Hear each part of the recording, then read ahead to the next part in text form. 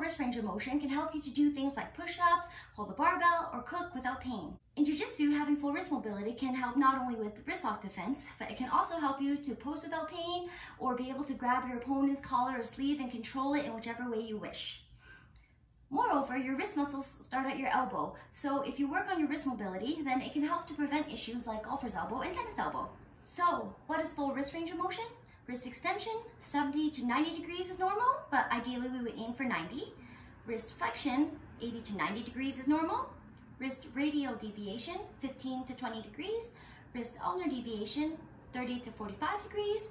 Wrist supination, 90 degrees. And wrist pronation, 90 degrees. If you don't have these ranges of motion, then check out the following stretches and mobility exercises. To stretch into wrist extension, the first step would be to just rock forward over your hands, like this, and then holding for a stretch. As you're able to go further, you can rock forward so that your shoulders go past your hands, like this. And again, ideally holding for a stretch at the end. For a deeper stretch into extension, I like to turn my hands this way and rock my hips back for a deeper stretch. So we start like this and rock back. To stretch into wrist flexion, just gently turn your wrists like this and rock back.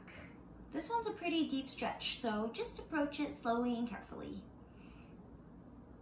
For radial and ulnar deviation, I just do this. I rock back into ulnar deviation and then forward into radial. And back and forward.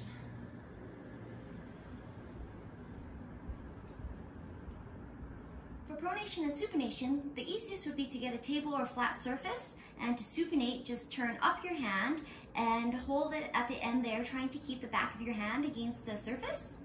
And then for pronation, to rotate your hand down and keep your hand down against the surface. If those are a bit too easy or not enough of a stretch, then I actually personally like to use a band. This makes it more of a strengthening exercise, but if you open up and hold it at end range supination like this, then it becomes a stretch. To do pronation, you just pronate all the way and again hold at end range. If the stretches in weight bearing are too intense or too difficult or painful for you, then keep in mind that you can always start with just using the other hand to passively stretch your wrist into the ranges that you want. So you can just do this for wrist extension, this for wrist flexion,